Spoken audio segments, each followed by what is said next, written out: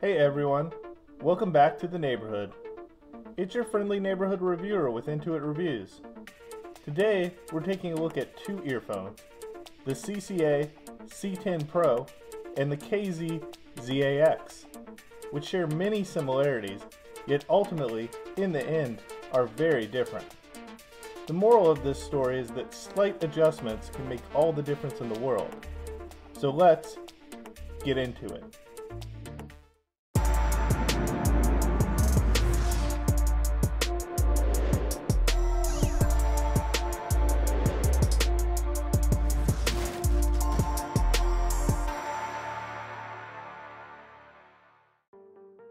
So let's begin by discussing what these two IEMs have in common. CCA is actually a sub-brand of KZ, so these two earphones share a manufacturer. They're also both hybrid IEMs, consisting of a variety of balanced armatures with a dynamic low-end driver.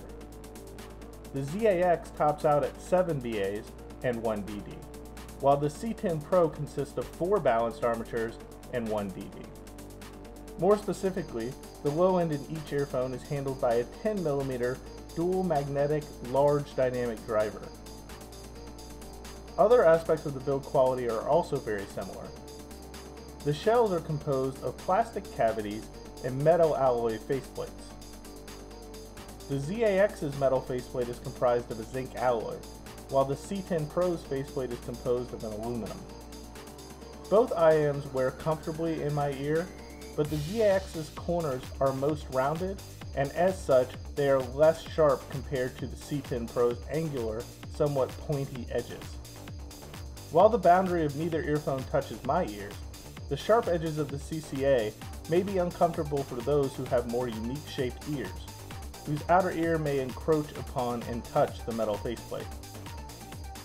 Both earphones also sport KZ's new clear style cables, which are softer to the touch and a general joy to use after years of terrible KZ cables.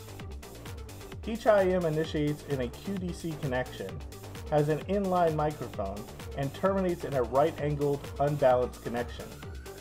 However, the ZAX's Y-split and termination take a very traditional KZ shape, while the CCA cable's Y-split is more unique, and it ends in a conventionally rounded, right-angled termination instead.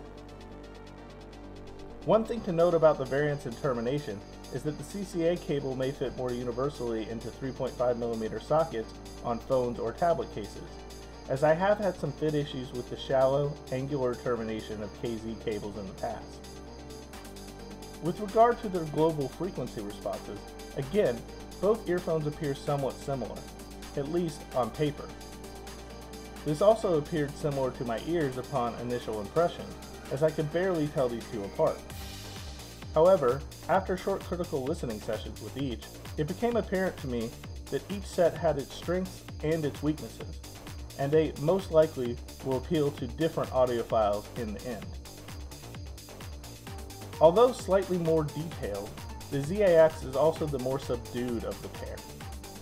It is limited with regard to transience and decay.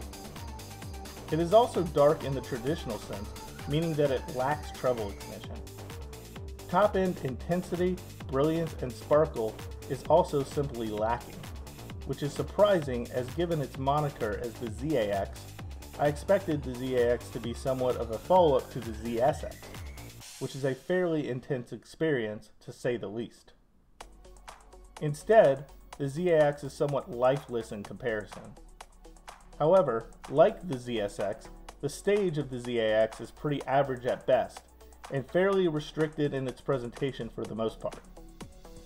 But unlike the ZSX, I find layering, distinctiveness, and separation inadequate for an earphone in this price range. The ZAX is somewhat claustrophobic, lacking in air, cohesiveness, dimensionality, and generally is cluttered on busier tracks. The tone of the ZAX is mildly warm, but also on the drier and duller side of things. Timbre is subtly artificial, and largely things are overly smoothed over. Its bass is also somewhat sloppy, and it bleeds into the lower mid-range as it swells. Yet somehow I still found the bass to be missing a certain amount of presence. even when it was acoustically elevated on a number of tracks.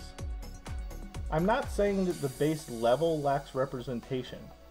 The bass is simply lifeless, I guess. And when I think about it, it brings to mind the image of a flopping fish out on a muddy riverbank. In addition to its bass deficiencies, the character of the mid-range is also somewhat recessed, particularly in the lower mid-range, and they often lack sufficient energy to engage the listener here. Of particular note, the lower mid-range simply drops out too much for me on these for me to derive any kind of enjoyment from listening to the ZAX. I tried experimenting with tips on the ZAX, and while SpinFit CP100s were my preference for this set, they far from saved it.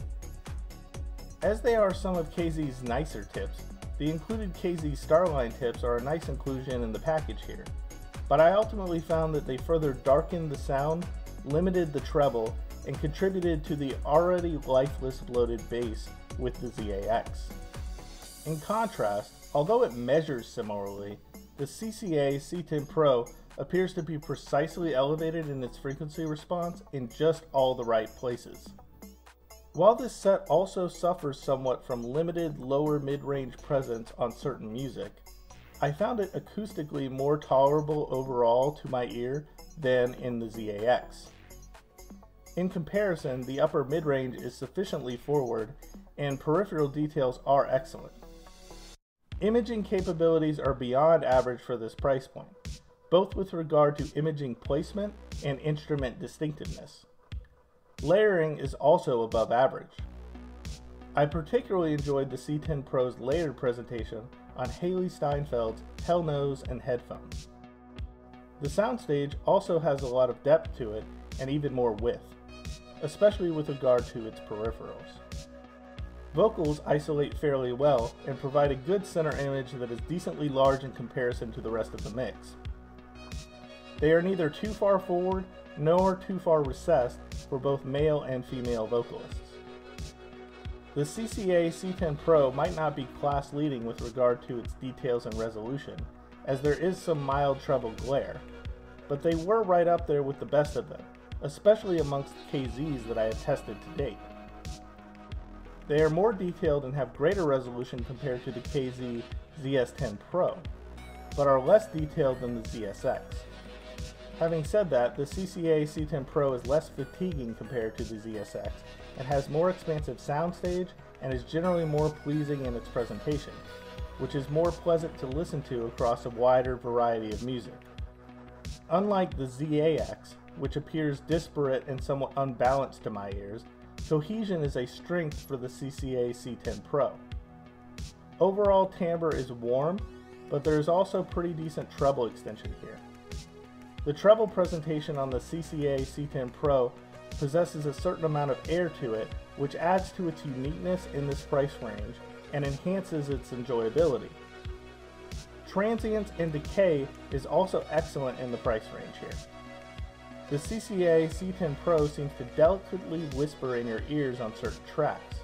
Nevertheless, I should note that the treble was a bit thin with the stock tips, but this was easily rectified by switching to either KZ's Starline or Final Type E tips, the latter of which I preferred the best for this set. The bass on the CCA C10 Pro also has a good amount of warmth to it without ever really being overdone. Most of the time, the bass level is appropriate in its presentation, but it can also have a surprising amount of extension to it, and when it needs it, it can really dig deep at times as well. Yet, there is more of a mid-bass emphasis here than a sub-bass one, which is generally not my preference, but because of this, dynamics are punchy, impactful, and resolve relatively quickly. In summary, the CCA C10 Pro is a great all-around earphone with a good extension at both ends. It is smooth, bassy when it needs to be, and is restrained and tightens up when additional low end is unwarranted. Its strengths lie in its open, airy, and articulate character. In contrast, the ZAX lacks treble extension and cohesion, is stuffy, and it blooms in an unpleasant manner. To my ear, the more expensive KZ ZAX at $60 is boring and lifeless. while the less expensive CCA C10 Pro at $41 is engaging and expressive. While I'm sure there's more going on here, I am left astounded in the end, exclaiming in amazement, what a difference slight bumps in the frequency response can make, at least in this case.